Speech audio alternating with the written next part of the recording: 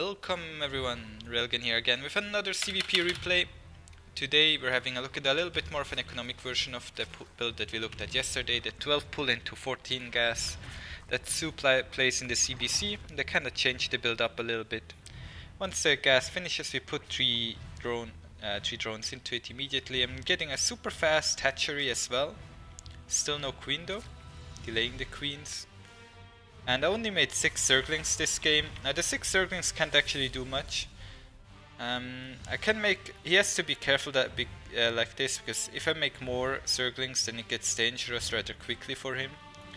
And he had to pull a couple workers. Of course he makes mistakes as well, as always in these high pressure situations.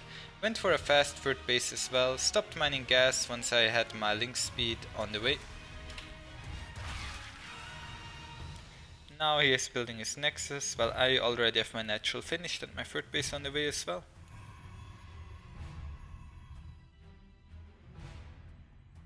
Building 2 additional queens now, going up to a total of 2 queens, and then I think I'll build like 2 more queens.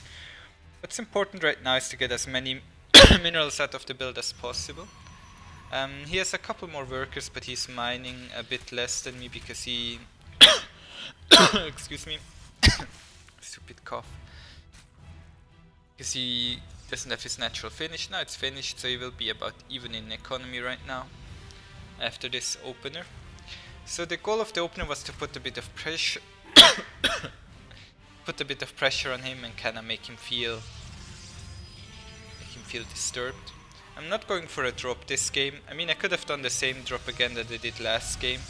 Around the 430 mark, when I have a decent saturation on the minerals in my main and natural, getting the triple spore crawlers for DTs and stuff. You never know what's coming my way. I guess I could have delayed that a bit, but I wasn't sure how quickly he was teching, because I'm not really getting any scouting information. They have to be safe against oracles.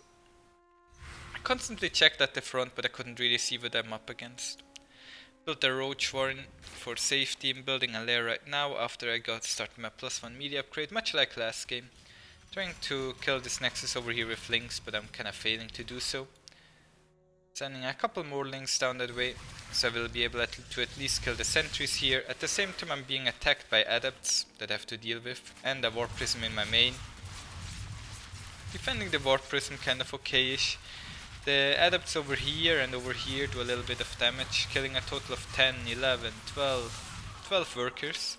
Puts me behind about 7 workers. I still feel okay-ish. I'm just droning back up like crazy right now. The crazy right now. How did that song go again? I don't know. It would have been cool if I had like 1 or 2 Ravagers here to just pressure him harder. Constantly trying to pressure him right now. I think he pulled the warp prism home. Yeah, there it goes. The warp prism went home. So right now I'm up to 62 workers, finishing up the gas count over here, getting my 4th base and my 5th base pretty soon as well. I built 3 queens total to kill warp prisms and spread creep. Queens are really good at killing warp prisms because you don't really have much else. Spreading creep in my main as well helps me to hunt down the warp prisms.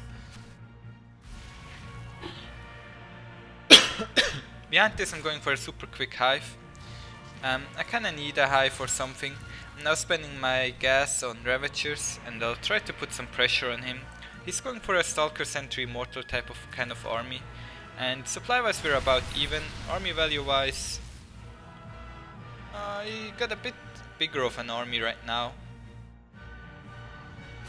but his army is mostly Stalkers, so my Banelings are not that effective, but Stalkers are also not the most cost efficient unit, unless you get like good blinks and stuff going.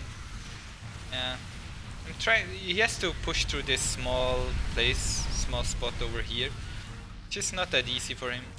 As my link count gets lower I have to pull my Ravagers home though. Once my hive finished I'm getting ready for a Crater Spire or an Ultralisk Cavern, getting the +3 media upgrade and the Adrenal Glands, getting ready to pick some fights over here. Trying to see if he is up for a fight, then he pushes forward with a blink. allowing me to take a decent chunk of his units. He still has all his immortals and he's just warping in a lot of additional stalkers.